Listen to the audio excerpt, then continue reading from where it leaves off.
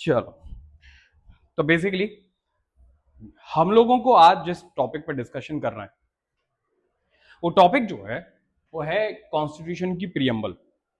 अब सवाल ये आता है कि कॉन्स्टिट्यूशन की इस प्रियम्बल के बारे में आपको जानना जरूरी क्यों है?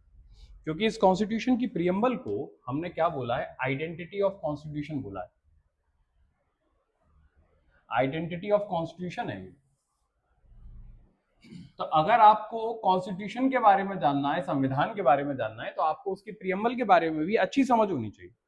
क्योंकि प्रियम्बल क्या बता रहा है? प्रियम्बल ये बता रहा है कि जो आप अंदर इस कॉन्स्टिट्यूशन के अंदर 395 आर्टिकल्स के बारे में पढ़ने वाले हो, शेड्यूल्स के बारे में पढ़ने वाले हो, लिस्ट के बारे में पढ़ने वाले हो, उन चीजों के अंदर बेसिकली किन चीजों के बारे में बात की गई है, उन सभी लिस्ट में क्या बात की गई है।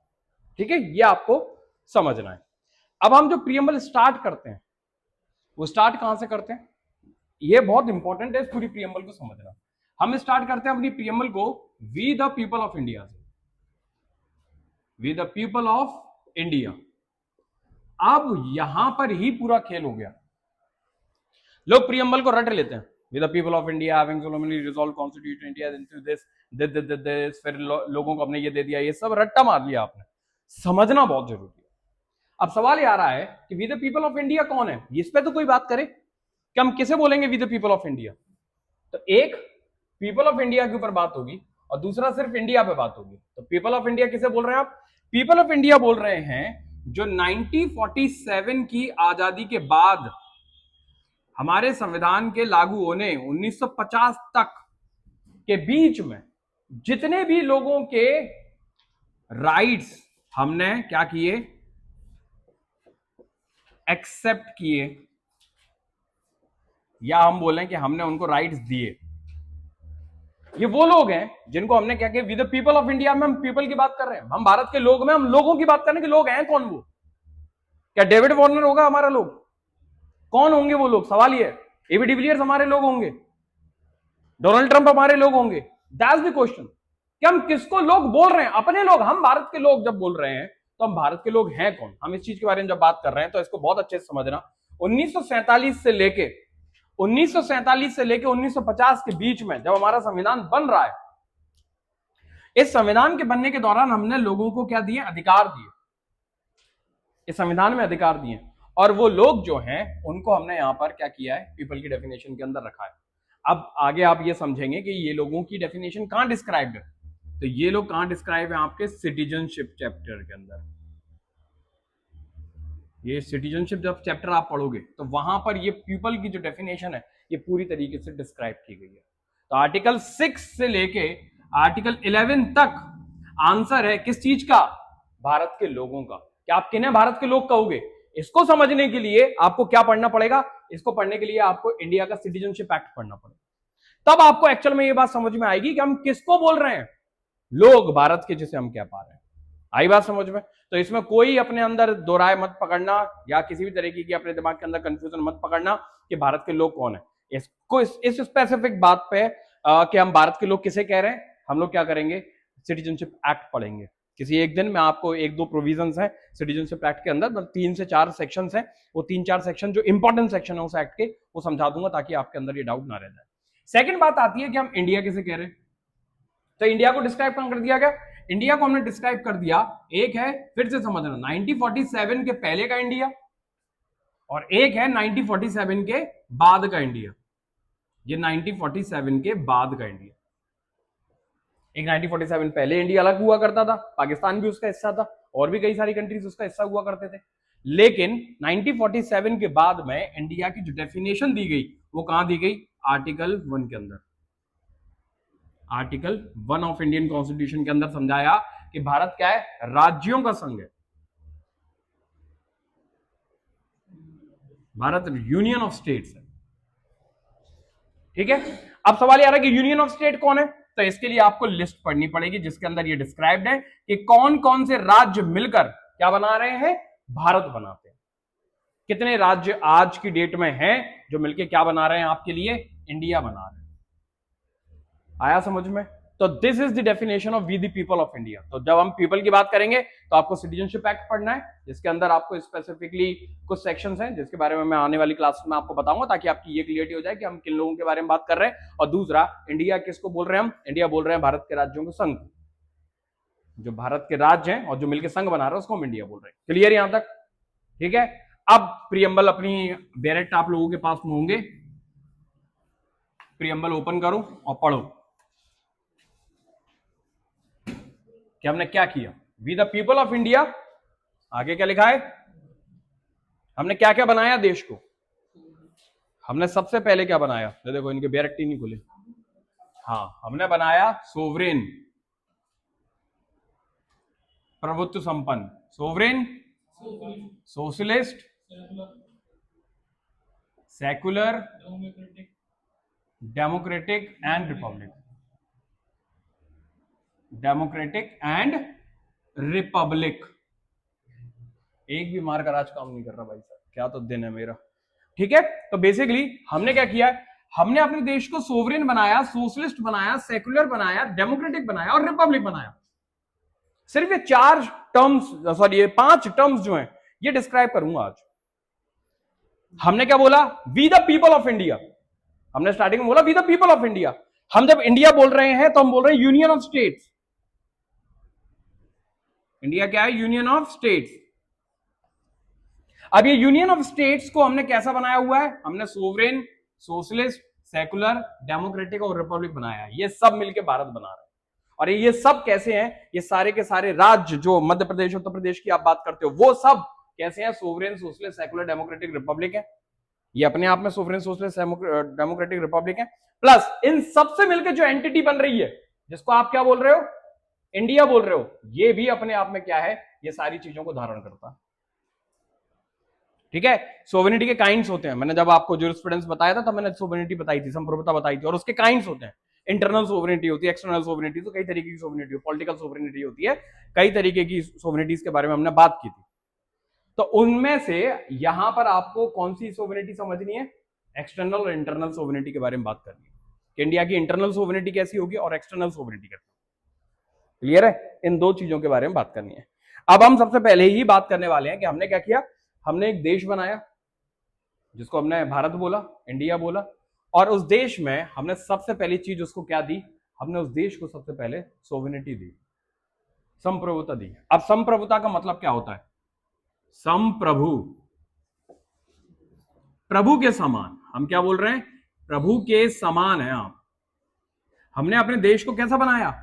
प्रभु के समान। प्रभु के समान मतलब क्या होता है? इसका लिटरल मीनिंग मत ले लेना, लेकिन इसका एक्चुअल सेंस क्या है? इसका सेंस है कि हमने अपने देश को बनाया ऐसी शक्ति, वाह यार एक भी मार्कर काम नहीं कर रहा। हमने अपने देश को बनाया ऐसी शक्ति जो क्या होगी? प्रभु के समान होगी। प्रभु की शक्ति क्या होती है? सबसे श्रेष्ठ होती है। सबसे बड़ा कौन है इस दुनिया में? प्रभु। एक ऐसी शक्ति जो सबसे ऊपर है। तो संप्रभु का मतलब क्या है? एक ऐसी शक्ति जो उस प्रभु के समान होगी धरती पर। प्रभु तो हमारे हिसाब से ऊपर ही रहते हैं, लेकिन उन प्रभु के समान धरती पर कोई होगा तो हम उसे संप्रभु कहेंगे, सोवरेन कहेंगे। क्लियर? ये बात समझ में आई? अब सवाल आता है कि ये हमने रखा क्यों? हमने ये सोवरेन वर्ड यूज क्यों किया? कहां था ये मार्कर? तो हमने क्या किया? हमने ये सोचा कि क्या हम बना रहे, क्यों बना रहे हम भारत को संप्रभु? ताकि हमारे जो सदियों की दासता चली आ रही थी, सदियों की दास्ता जो चली आ रही थी ना, वो खत्म हो। अब सदियों की दास्ता क्या थी? सदियों की दास्ता थी कि आप 11वीं सेंचुरी से पहले सनातन कल्चर के अंदर ही क्या थे? आप राजशाही में रहते थे। आप राजशाही में रहा करते थे। इस राजशाही में एक राजा हुआ करता था, बाकी सब उसकी प्रजा होती थी। तो राजा के जो आदेश हुआ करते थे प्रजा उसको फॉलो करती थी। तो काइंड ऑफ गुलामी तो आप यहां भी कर रहे थे। अब वो राजा अगर अच्छा निकल गया तो प्रजा की किस्मत चमक जाती थी। राजा अगर क्रूर निकल गया तो प्रजा की बैंड बज जाती थी। आई बात समझ में? That was the thing. तो हमने क्या किया? हमने देखा कि यार हमारे सनातन कल्चर के अंदर भी राजशाही थी। तो अगर राजा अच्छे हो गए तो सब चीजें, लेकिन राजा अगर प्रजा के हित वाला नहीं हुआ तो फिर प्रॉब्लम हो जाएगी। फिर हमने क्या किया? फिर हमने देखा कि हमारे देश के अंदर कौन आ गए? मुगल्स आ गए। इन मुगलों ने भी क्या किया, राजशाही चलाई। उसके बाद आ गए आपके पोर्तुगीज आ गए, लेकिन फिर मैं ब्रिटिशर्स ही लिख रहा हूं, जैसे मैंने पहले ही बताया था। ब्रिटिशर्स आ गए, इन्होंने भी क्या किया, इन्होंने भी राजशाही चलाई, इनने भी अपने आदेश चलाए और हमको मानने पड़े। इनने भी कानून बनाया, इन्होंने रूल ऑफ लॉ फॉलो कराया था, लेकिन अल्टीमेटली चल तो ये भी ब्रिटेन की क्वीन से ही रहे थे। तो हम सब क्या कर रहे थे, हम सब 1947 से पहले तक, अपनी आजादी के पहले तक सबके सब इस राजशाही का शिकार थे। एक राजा हुआ करता था, एक हुकूमत हुआ करती थी, वो हमें क्या करते थे, आदेश दिया करते थे। ये हमारे लिए प्रॉब्लम थी। तो हम क्या हो रहे थे, हमको किसी ना किसी की बात माननी पड़ रही थी, या तो राजा की बात माननी पड़ रही थी, या किसी और की बात माननी पड़ रही थी, किसी ना किसी की बात हमें माननी पड़ती थी। हम फ्री नहीं थे, अपनी मुक्ति खुद से नहीं ले पा रहे थे। तो हमने क्या किया, हमने डिसाइड किया कि हम क्या करेंगे, अपने आप को संप्रभु बनाएंगे। किसको संप्रभु बनाएंगे, भारत को संप्रभु बनाएंगे, अपने इंडिया को संप्रभु बनाएंगे। तो इसकी संप्रभुता के लिए हमने क्या किया, इसकी संप्रभुता के लिए हमने बोला कि हम एक ऐसा सिस्टम बनाएंगे, ऐसा सिस्टम बनाएंगे जिसके अंदर और बाहर कोई भी भारत को, जो भारत है, भारत को कंट्रोल नहीं कर सकेगा, नहीं कर सकेगा। ठीक है, ये हमने डिसाइड किया कि हम एक ऐसा सिस्टम बनाएंगे देश के अंदर, जिसको आज आप क्या कहते हैं, rule of law, rule of law बोलते हैं आप उसे। हमने ये डिसाइड किया कि हम एक ऐसा सिस्टम बनाएंगे आजादी के बाद में कि हमारे अंदर कोई राजा महाराजा नहीं होगा जो हमें कंट्रोल करेगा, और ना ही कोई बाहर से, जैसे क्या ब्रिटेन की रानी हमें कंट्रोल कर रही थी, इनमें से कोई भी हमें कंट्रोल नहीं कर पाएगा। हम अपने आप में क्या होंगे, फ्री होंगे, सब अपनी इच्छा से जिएंगे, किसी की मर्जी से नहीं चलेंगे, अपनी मर्जी से चलेंगे। समझ में आई बात? इसलिए हमने क्या किया, सबसे पहले अपने आप को सोवेनिटी दी, हमने सबसे पहले अपने आप को संप्रभुता दी। क्यों दी संप्रभुता की बात समझ में आई? क्योंकि हम पहले हमेशा से कहीं ना कहीं किसी ना किसी तरीके से गुलाम बने रहे, और उस गुलामी से बाहर निकलने के लिए हमने इंटरनली और एक्सटर्नली अपने आप को फ्री किया। और कौन सा रूल स्टैब्लिश किया अपने देश के अंदर, रूल ऑफ लॉ, ताकि हम में से कोई भी इंसान गुलाम ना रह जाए। अब हम अगर कहने को कहेंगे कि गुलाम किसके हैं, तो आप कह सकते हो रूल ऑफ लॉ के गुलाम। लेकिन फिर सवाल ये आता है कि रूल ऑफ लॉ बनाया किसने? ये हमने ही बनाया। तो हम अपनी ही चीज के गुलाम नहीं होते। जैसे आप अपने जीवन के लिए नियम बनाओ कि मैं सुबह 5 बजे उठूंगा, फिर पढ़ूंगा, फिर ये करूंगा, और आप जिंदगी भर उस रूल को फॉलो करते रहो, तो आप गुलाम हो क्या? नहीं, आप गुलाम नहीं, आप विजेता हो, क्योंकि आपने वो चीज जीत ली जो आपको चाहिए थी। Same as rule of law क्या दे रहा है आपको? रूल ऑफ लॉ वो विक्ट्री दे रहा है आपको जिसमें कोई भी इंसान आपके ऊपर क्या नहीं कर पा रहा, राज्य नहीं कर पा रहा, इंसान राज्य नहीं कर पा रहा। किसी ना किसी को तो सिस्टम चलाना पड़ेगा, देश को चलाना पड़ेगा, तो उस देश को चलाने के लिए आपने किसको चुना? रूल ऑफ लॉ को चुना। आई बात समझ में कि सोवरेनिटी किस तरीके से काम कर रही है? हम इंटरनली और एक्सटर्नली दोनों तरीके से क्या है, मुक्त है। फिर आता है दूसरा सवाल जो बोलता है कि हमने अपने देश को फिर कैसा बनाया? हमने अपने देश को बनाया सोवरेन के बाद सोशलिस्ट, समाजवादी, समाजवाद दिया हमने अपने देश को। अब समाजवाद क्या होता है? दो तरीके के वाद हैं, एक समाजवाद है और एक पूंजीवाद है। ठीक है, एक समाजवाद है और पूंजीवाद है। समाजवाद के अंदर क्या होता है? कंट्रोल जो होता है, कंट्रोल ऑफ रिसोर्सेस, ये गवर्नमेंट के पास होता है, ये गवर्नमेंट के हाथों में होता है, कंट्रोल ऑफ रिसोर्सेस। जितनी भी खनिज संपदा है आपके देश के अंदर, जितनी भी चीजें हैं, इन सब की कंट्रोलिंग किसके हाथ में होती है? सरकार के हाथ में होती है। और सरकार क्या करती है? इस कंट्रोलिंग के थ्रू लोगों तक सुविधाएं पहुंचाती है। ये सरकार का काम है कि सरकार क्या करेगी, सारे रिसोर्सेस को, पानी, पेड़, सारी खनिज संपदा जितने भी आपके देश के अंदर मौजूद हैं, उन सबके ऊपर सरकार क्या करेगी? कंट्रोल करेगी। और वो सरकार क्या करेगी? आपके लिए इन रिसोर्सेस को यूज करेगी। कायदे से ये सारे रिसोर्सेस हमने किसको दिए? ये सारे के सारे रिसोर्सेस हमने इंडिया को दिए। इंडिया क्या कर रही है? सरकार के थ्रू हम तक वो रिसोर्सेस पहुंचाती है। सरकार कौन है? इंडिया की काम करने वाली एजेंसी है, भारत की काम करने वाली एजेंसी सरकार है। समझ में आई बात? इसको बोल रहे हैं हम समाजवाद। पूंजीवाद में क्या होता है? पूंजीवाद के अंदर होता है कि सारे रिसोर्सेज जो हैं, ये रिसोर्सेस किसके हाथ में रहते हैं? किसी पूंजीपति के हाथ में रहते हैं, किसी पूंजीपति आदमी के हाथ में रहते हैं। पूंजीपति कौन होता है? जिसके पास में पैसा हो ऑलरेडी। जो पैसे से पैसा बनाने वाले लोग हैं उनको पूंजीपति कहता है। अब क्या होता है पूंजीवाद के अंदर? क्या होता है? बैलेंस नहीं होता। पूंजीवाद के अंदर बैलेंस नहीं होता, याद रखना। पैसे वाले लोग पैसे वाले रहते हैं और गरीब लोग गरीब होते चले जाते हैं, क्योंकि सारा पैसा इनके पास में। मैं इसका एग्जांपल देता हूं। जैसे इंडिया में मान लेते हैं कि एयरपोर्ट की नीलामी होनी है, एक एयरपोर्ट है जिसकी नीलामी होनी है, तो अब इस नीलामी में बोली लगाने कौन जाएगा? आशीष यादव, अंबानी जी, अडानी जी, है ना। ये बड़े लोग जो हैं यही तो बोली लगा पाएंगे, क्योंकि इसकी जो वैल्यू लग रही है वो कितने की लग रही है? वो लग रही है 10,000 करोड़ की, कि 10,000 करोड़ में ये एयरपोर्ट खरीदना है। हम पे 1 करोड़ नहीं, 10,000 करोड़ में कहां से खरीद लेंगे? तो दिखाने के लिए तो हमारे सिस्टम के अंदर समाजवाद चलता रहता है, लेकिन एक्चुअल में वो क्या हो जाता है? वो पूंजीवाद में कन्वर्ट हो जाता है। हमारे देश की प्रेजेंट सिचुएशन यही है, हमारे देश की प्रेजेंट सिचुएशन यही है। सरकार कहेगी आपसे कि हाँ हम तो बोली लगवा रहे हैं, आप भी आ जाओ बोली लगाने, लेकिन बोली लगाने तो आप आ जाओगे, क्या उस बोली में जीत पाओगे? क्योंकि रिसोर्सेज जो थे ज्यादातर उस पर किसका कंट्रोल हो चुका है?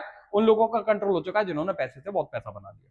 अब वो बात की बात है, चर्चा अलग कभी हो जाएगी उस पर कि कैसे क्या चीजें होती हैं, लेकिन अभी ये समझ लें कि पूंजीवाद क्या होता है, समाजवाद क्या होता है। समाजवाद के अंदर पूरा कंट्रोल किसके हाथ में? सरकार के हाथ में। और सरकार क्या करती है? बैलेंस बना के रखती है। बैलेंस कैसे बनाती है? कि पूंजीपतियों को इंडस्ट्री लगाने के लिए पैसे देती है, सब कुछ देती है, और उनसे टैक्स लेती है। हाँ भी बड़े बड़े टैक्स लेती है, और इन बड़े टैक्सों से जो गरीब जनता है या जो जरूरतमंद है उनके लिए काम करती है। फ्री एजुकेशन देती है ना, फ्री हॉस्पिटल वो देती है, सुविधाएं देती है, कुछ मील्स वगैरह रिक्वायर्ड होते हैं वो देती है, जो भी जरूरत की चीजें होती है वो क्या करती है? बाकी लोगों को पहुंचाने का काम करती है। लेकिन पूंजीवाद में ऐसा नहीं होता। पूंजीवाद में जो रिसोर्सेस हैं वो किनके हाथ में आ जाते हैं? पूरे बड़े लोगों के हाथ में आ जाते हैं, और इनकी मर्जी पे अब चीजें चलती हैं, तो बैलेंस नहीं होता। मेरी मर्जी से अगर चीजें चलेंगी तो मैं बैलेंस क्यों करूंगा?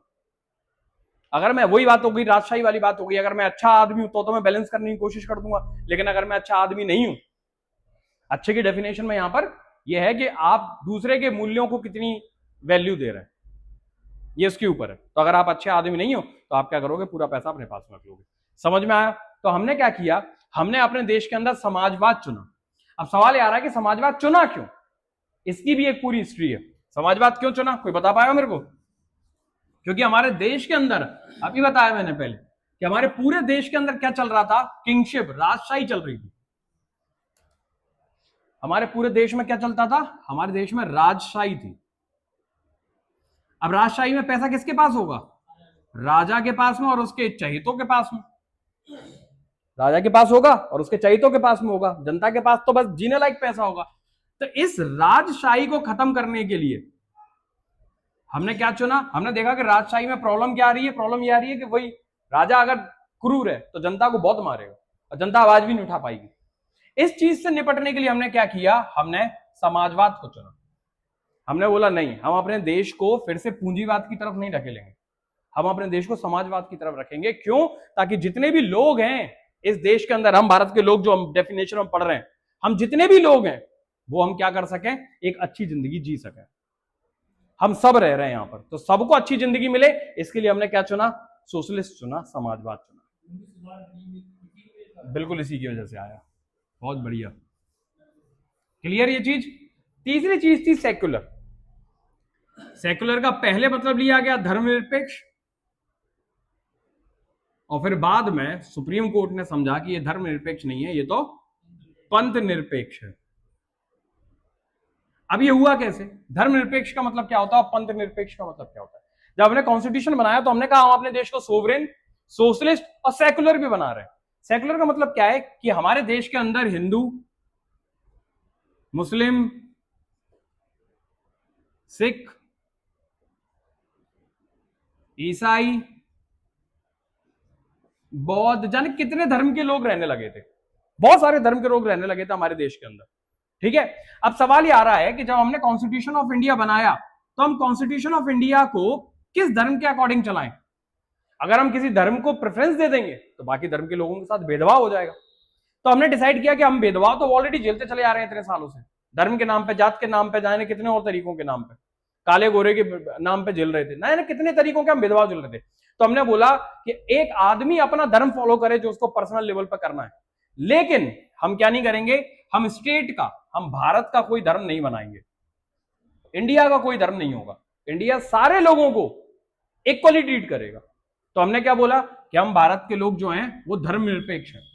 बाद में प्रॉब्लम आई, प्रॉब्लम क्या आई कि जब ये धर्मनिरपेक्ष को स्टैब्लिश करने की बात आई तो एक प्रॉब्लम जो निकल के आई वो इस तरीके की थी कि आप हिंदू हैं, ठीक है भाई साहब आप हिंदू हैं, हिंदू में भी कई तरीके के पंथ हैं, कई तरीके की सोच के लोग हैं, पंथ का मतलब होता है सोच।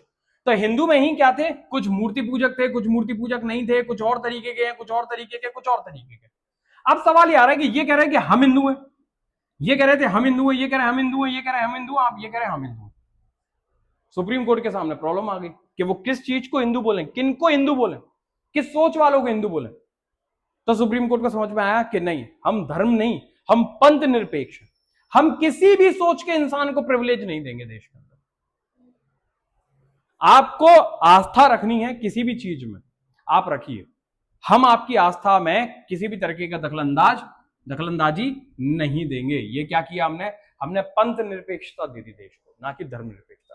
धर्मनिरपेक्षता का मतलब है कि आप हिंदू मुस्लिम सिख ईसाई बना रहे थे लोगों को और बोल रहे थे कि हिंदू मुस्लिम सिख ईसाई आपस में नहीं लड़े, इसलिए हम किसी को भी प्रेफरेंस नहीं देंगे। लेकिन फिर बाद में आपको पता चला कि हिंदुओं में ही कई तरीके के लोग हैं जो मूर्ति मानते हैं, नहीं मानते, कोई अलग तरीके से पूजा करता है, कोई अलग तरीके से पूजा करता है, सबके अपने अपने तरीके थे। अब वो हिंदू आपस में लड़ गए कि हम धर्म है, हम धर्म है, हम धर्म है, हम धर्म है, हम धर्म। तब फिर सुप्रीम कोर्ट को प्रॉब्लम आ गई।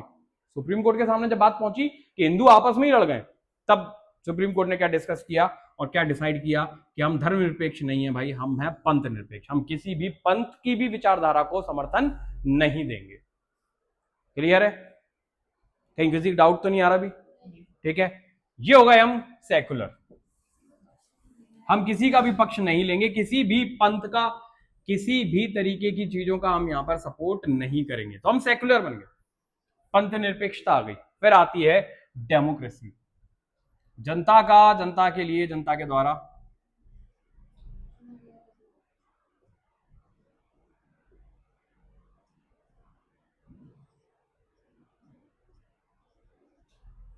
ठीक है, by the people, to the people, for the people. हमने क्या किया, हमने डेमोक्रेसी स्टैब्लिश की। अब ये डेमोक्रेसी है क्या? डेमोक्रेसी का मतलब है कि एक ऐसा फॉर्म ऑफ गवर्नमेंट, ऐसी गवर्नमेंट बनाएंगे, ऐसा सिस्टम बनाएंगे जो किसके द्वारा बनाया गया होगा? जनता के द्वारा बनाया गया होगा। किसके लिए बनाया गया होगा? जनता के लिए ही बनाया गया होगा। और कैसे बनाया गया? जनता के द्वारा ही बनाया गया होगा। ऐसा सिस्टम बनाएंगे। तो अब हम क्या कर रहे हैं, अब डेमोक्रेसी में हम लोग क्या कर रहे हैं, इलेक्शन करा रहे हैं। हमारे देश के अंदर क्या होता है, इलेक्शन होता है। अब इस इलेक्शन का मतलब क्या है, हम क्या कर रहे हैं, बेसिकली हम अपने रिप्रेजेंटेटिव्स को, या हम बोलेंगे अपने कैंडिडेट्स को, अपने कैंडिडेट्स को जो इलेक्शन लड़ रहे हैं उनको हम वोट करते हैं। हमने उनको वोट किया, वो चुनते हैं, वो जीतते हैं, वो जीत के कहां जाते हैं, पार्लियामेंट में जाते हैं। वो जीत के पार्लियामेंट में जाते हैं और पार्लियामेंट में जाके वो क्या कर रहे हैं, हमने जो सिस्टम बनाने की बात की है उस सिस्टम को चलाने का काम करते हैं। समझ में आई बात? तो डेमोक्रेसी क्या है बेसिकली, कि हमने एक ऐसा सिस्टम बनाया है, किसके लिए, अपने खुद के लिए, और किसके द्वारा, अपने ही द्वारा बनवाया है, जिसमें हमारे ही चुने हुए लोग जाएंगे और क्या करेंगे, हमारे लिए ही काम करेंगे। समझ में आई बात? जब हमारे लिए काम करने की बात कह रहा हूं, इसका हमेशा याद रखना, जब मैंने कॉन्स्टिट्यूशन स्टार्ट किया था तो मैंने बताया था कि हमारा ऑब्जेक्टिव क्या है, कॉन्स्टिट्यूशन का ऑब्जेक्टिव क्या है, ह्यूमन डेवलपमेंट।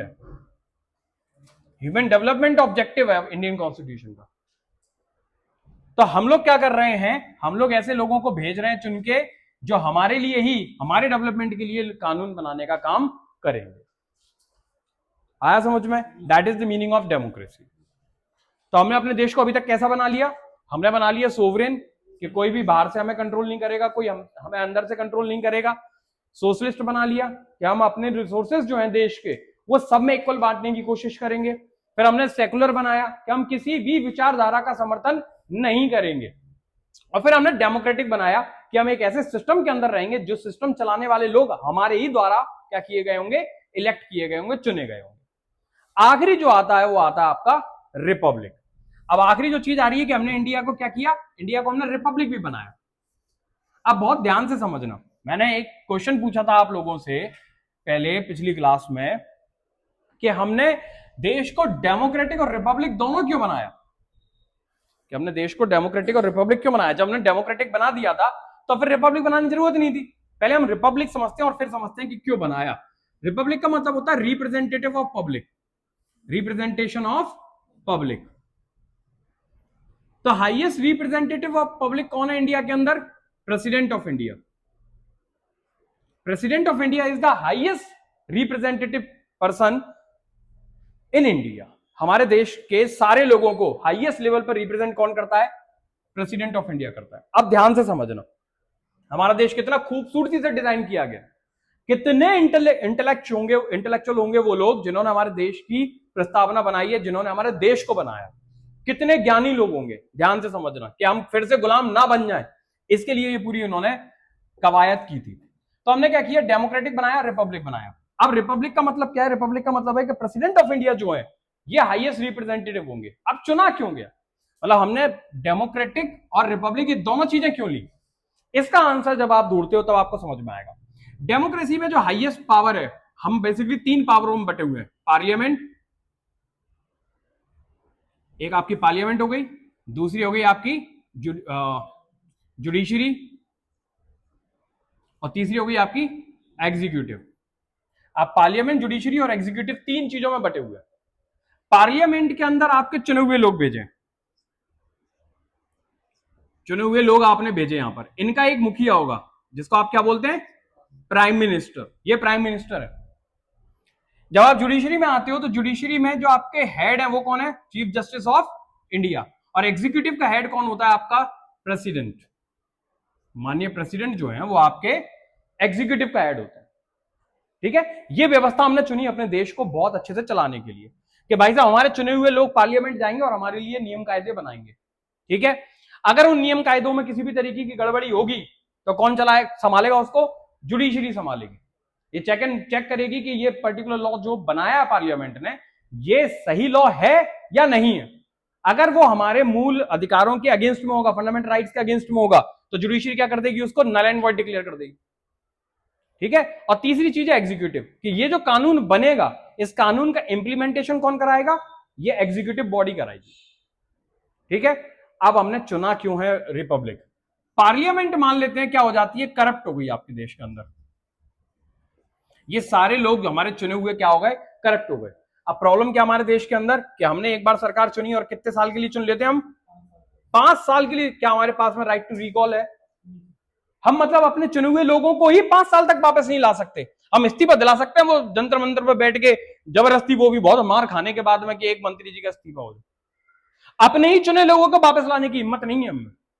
तो सिस्टम है तो बहुत अच्छा, लेकिन क्या किया गया, दुर्गति की गई है। आपको मैं बहुत अच्छे से समझा रहा हूं आगे, ताकि हम 5 साल तक हम क्या नहीं कर सकते, किसी भी इंसान को वापस नहीं ला सकते जिसको चुनकर हमने भेज दिया, एक्सेप्ट कि या तो वो खुद ही रेजिग्नेशन दे दे या फिर जंतर मंतर की तरह आदमी लट खाए और फिर जबरदस्ती उससे इस्तीफा लिया जाए। ये 2 ही ऑप्शन है।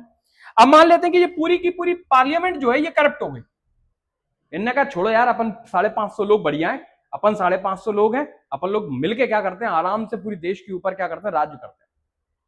मतलब 550 कहां, 144 करोड़ और 150 करोड़ लोगों से अच्छा है कि अपन 550 लोग बढ़िया आराम से मजे करते हैं, सारे रूल्स रेगुलेशंस अपने हिसाब से बनाएंगे, अपन पैसा खाते रहेंगे और अपन बढ़िया जिंदगी जिएंगे, इनको छोड़ो।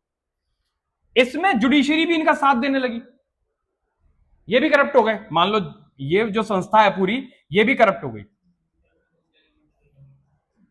ये भी करप्ट हो गई, कि भाई जब इनको कानून चेक करना था कि इन्होंने जो कानून बनाया वो सही बनाया कि नहीं बनाया, इन्होंने बोला सब सही है। 550 इधर थे, मान लेते हैं कि 1000 लोग इधर है, 1500 लोग हो गए, 1500 लोग हो गए। मैं और बढ़ा देता हूं, मान लो कि 5000 लोग हो गए टोटल। तो इन्होंने बोला ठीक है यार, कहां 144 करोड़, कहां 5000 करोड़, अपन मिलके चलाते, भाड़ में जाने देते पूरे देश को। अब सिचुएशन क्या होगी कि अगर मान लीजिए कि पार्लियामेंट के लोग करप्ट हो गए, जुडिशरी के लोग पूरी तरह करप्ट हो गए, तब हमने क्या बना था, तब हमने चुना था अपना प्रेसिडेंट ऑफ इंडिया। कि अगर ये दो संस्थाएं भी करप्ट हो जाए पूरी तरीके से, पूरी तरह करप्ट हो जाए, तब भी आप हमारे मुखिया हैं, आप क्या करेंगे, आप एग्जीक्यूटिव हेड हैं, आपके अंदर जितने भी एग्जीक्यूटिव ऑफिसर हैं, आईएएस आईपीएस, सब आपके द्वारा अपॉइंट होते हैं। स्टेट में होते हैं तो वो गवर्नर के द्वारा होते हैं, जो कि प्रेसिडेंट का कौन है, नुमाइंदे। जो आप गवर्नर साहब हैं वो कौन है, वो रिप्रेजेंटेटिव है किसके, प्रेसिडेंट के। तो आप बेसिकली क्या कर रहे हो, प्रेसिडेंट एग्जीक्यूटिव बॉडी के सारे लोगों को अपॉइंटमेंट करते हैं, और स्टेट के अंदर कौन करते हैं, गवर्नर करते हैं। तो इनका मतलब क्या है कि इनके द्वारा अपॉइंटेड लोगों को प्रेसिडेंट क्या कर सकते हैं, मना कर सकते हैं किसी भी तरीके के एक्शन करने के लिए। सरकार अपना काम करवाती किससे है, सब एग्जीक्यूटिव ऑफिसर से। जो भी लॉ बनेगा उसका इंप्लीमेंटेशन सरकार कराएगी। सरकार वो काम कराती किससे है, इस इंसान के, ये जो प्रेसिडेंट ऑफ इंडिया है, इनके द्वारा अपॉइंटेड लोगों से।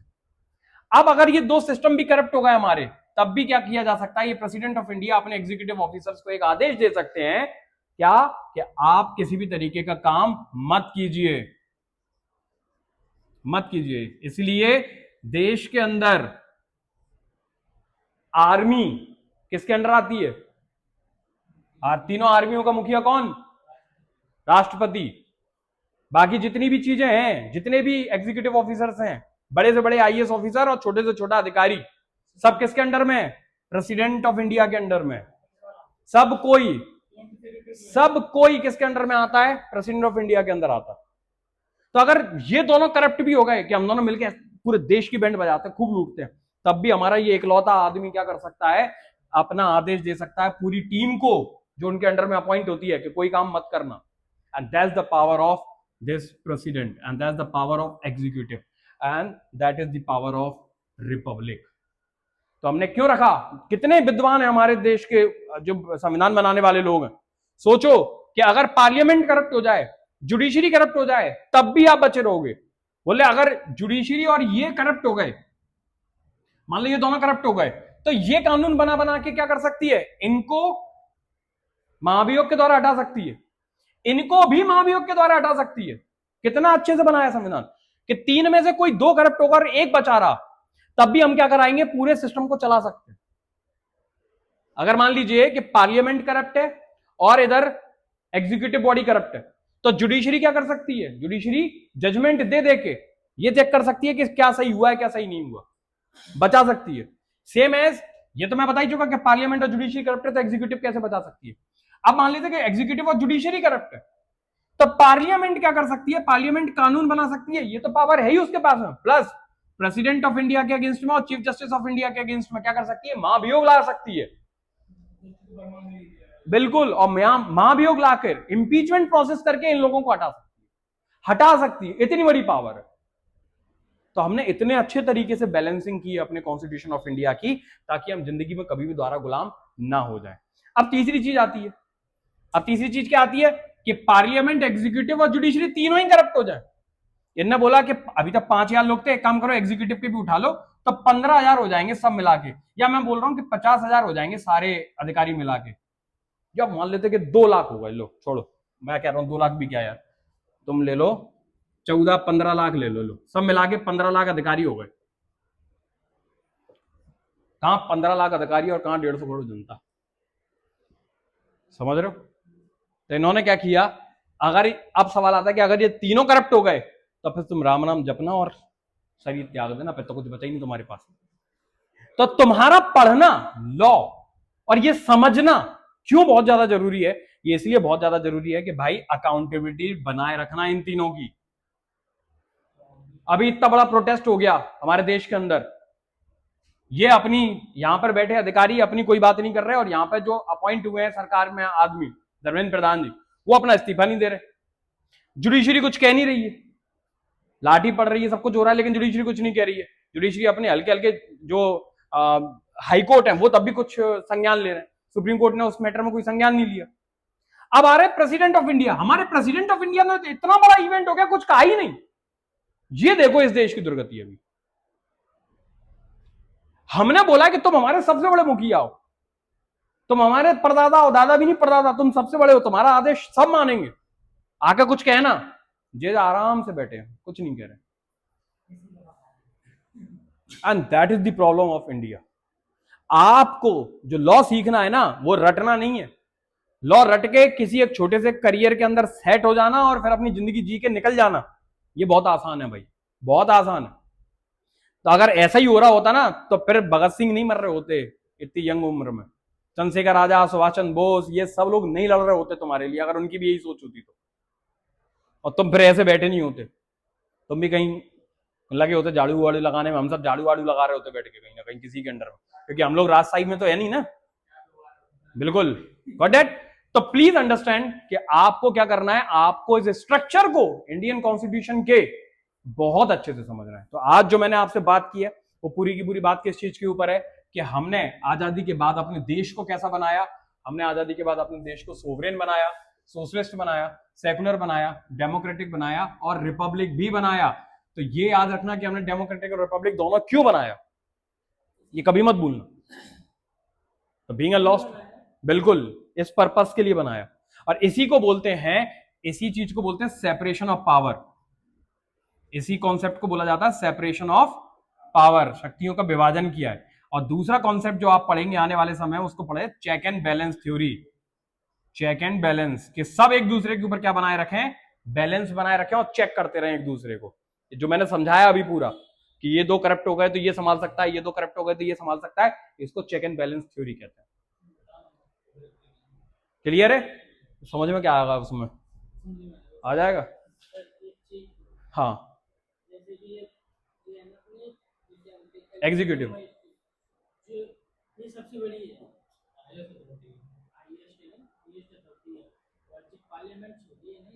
नहीं भाई, कुछ ये सेपरेशन ऑफ पावर जब मैं पढ़ाऊंगा ना आपको, तब आपको समझ में आएगा कि एक पिताजी की 3 संतान है और तीनों बराबर, बिल्कुल एकदम बराबर, बिल्कुल हटा सकते हैं, तीनों बराबर है। अगर इन तीनों में से कोई भी करप्ट हुआ तो दूसरे के पास पावर है कि वो उसको हटा सकती है। नहीं, कोई छोटा बड़ा नहीं है इनमें, सब बराबर है एकदम। बिल्कुल। तो समझे, कहीं किसी का कोई डाउट अभी? तो ये है हमारा अभी पहला टॉपिक जिसके ऊपर हमने बात की है। ठीक है, तो 2 चीजें याद रखना, एक we the people of India कि हम भारत के लोग कौन है, भारत कौन है, भारत कैसे बन रहा है, वो राज्यों का संघ है। और वो कितने राज्य अभी उसके अंदर आ रहे हैं, ये आपको पढ़ना है। पहली चीज, ये होमवर्क है आपका कि कितने राज्य हैं जिससे भारत मिलकर बन रहा है अभी, और कौन सा आखिरी राज्य था जो कि भारत के अंदर समाहित हुआ था, वो भी आपको पता होना चाहिए। तो आपको लिस्ट पढ़नी पड़ेगी, वो आप आराम से डिस्कस करेंगे। दूसरा जो है वो आपको क्या पढ़ना है, दूसरा पढ़ना है कि we the people of India, we the people कौन है, तो उसके लिए सिटीजनशिप एक्ट पढ़ना है। वो मैं आने वाली क्लास में आपके डाउट्स ये सारे क्लियर करूंगा, ताकि आपको पीपल को लेके कोई डाउट ना रह जाए, ताकि आपको भारत को लेके कोई डाउट ना रह जाए। उसके बाद जब हमने भारत बनाया, हमने एक घर बनाया है, उस घर को हमने क्या क्या शक्तियां दी हैं कि हमारा घर कैसा होगा, हमारा घर होगा सोवरेन, हमारा घर होगा सोशलिस्ट, सेकुलर, डेमोक्रेटिक और रिपब्लिक। ऐसा हमारा घर बनाया हमने।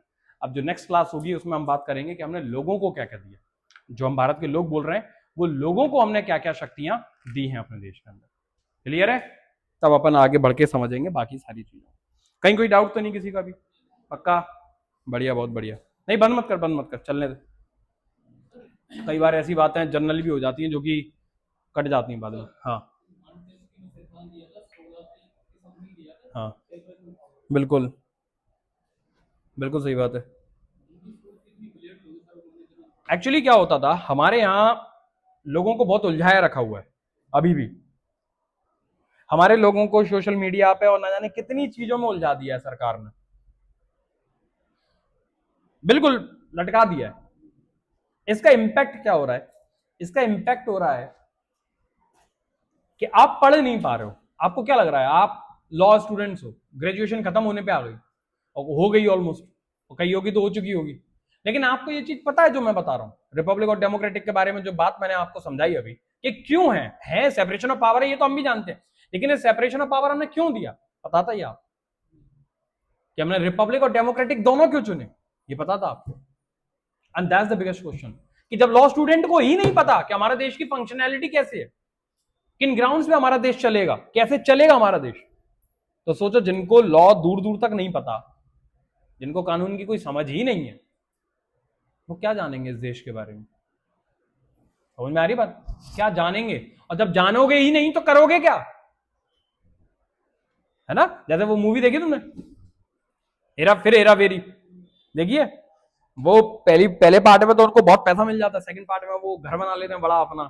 तो वो परेश रावल लोटे से स्विमिंग पूल में लोटे से पानी, बाल्टी से पानी भर के डाल रहा होता अपने ऊपर, देखा वो सीन। तो ये क्यों कर रहा वो ऐसा, क्योंकि उसको पता ही नहीं है कि इस स्विमिंग पूल का क्या करना होता है। सेम एज इस देश के अंदर ना जाने कितनी बड़ी आबादी है, कितनी बड़ी जनसंख्या है, जिसको ये पता ही नहीं है कि हमारे पास में जो स्विमिंग पूल है, जिसको हम भारत का संविधान कह रहे हैं, इतनी बड़ी किताब, इतने सारे अधिकार दिए गए, उसको इस्तेमाल कैसे करना। तो जैसे परेश रावल बाहर बाल्टी से पानी डाल रहे थे ना, वैसे ही आप बस चिल्ला रहे हो कि हमारे पास में संविधान है, संविधान है, हम ऐसे हैं, हम वैसे हैं। आपको अंदर कोई जानकारी नहीं उसके बाद, आपको उसका इस्तेमाल करना नहीं आता, समझ गए। And that's the problem of India. ये भारत की बहुत बड़ी परेशानी है कि लोग इतने अनअवेयर हैं कि उनको ये चीज की समझ नहीं है कि हमें कैसे क्या करना है, संविधान का क्या यूज इस्तेमाल करना। उल्टी सी चला रहे हो, बिना बिना लाइसेंस के चला रहे हो, ये है बात। बस चला तो रहे हो लेकिन बिना लाइसेंस के चला रहे हो, कहीं भी ठोक रहे हो।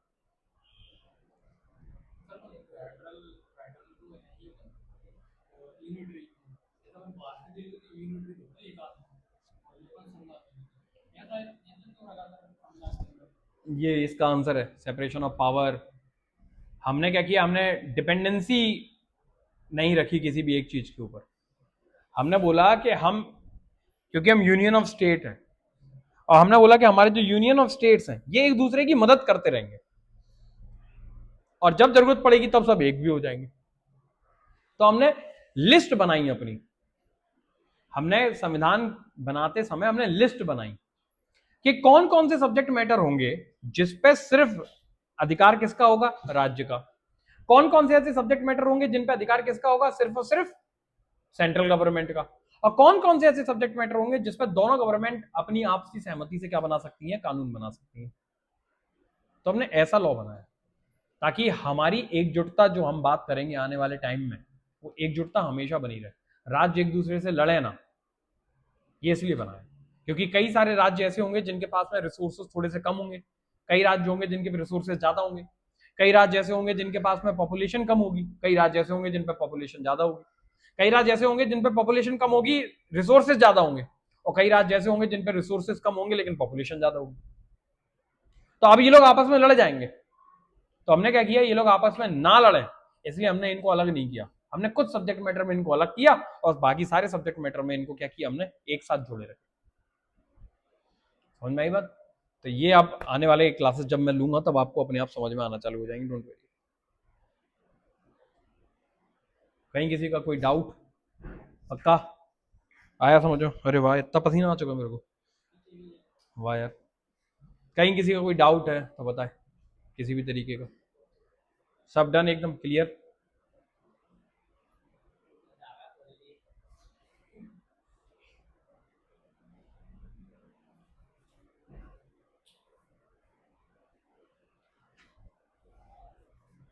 हाँ, किसी को कुछ पूछना तो बता भाई।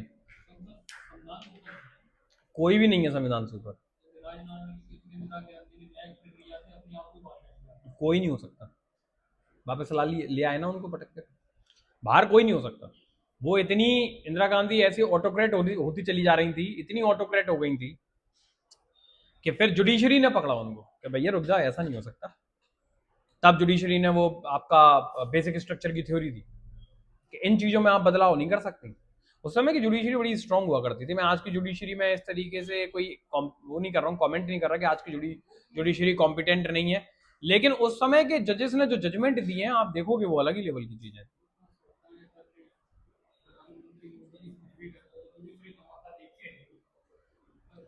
ये तो नहीं, ऐसे तो बहुत सारे जजेस आज भी ऐसे हैं जो कि बहुत स्ट्रांग जजेस हैं, लेकिन आप सिस्टम को समझने की कोशिश करो कि problem with in the system चल रही है। क्योंकि बाहर जो हम जनता है, इस जनता को तो कुछ पता ही नहीं है ना यार, जनता को पढ़ा रहे नहीं हो आप। तो जब वो जनता पढ़ नहीं रही है तो उस जनता को ये भी नहीं पता चलेगा कि हो क्या रहा है।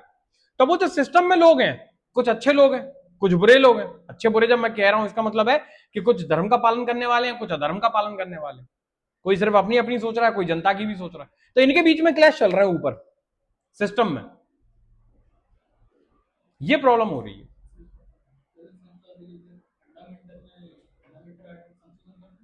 नहीं, डेवलपमेंट के लिए कर रही होगी तो कर देगी, हटा नहीं सकती। जो बेसिक स्ट्रक्चर है उसको आप क्या नहीं कर सकते, आप उसको डिस्टर्ब नहीं कर सकते। क्लियर है? कहीं किसी कोई डाउट? क्लियर है पूरा? डिस्क्राइब्ड। लूंगा क्लास, कभी बताऊंगा, डोंट वरी। अब बंद कर सकता।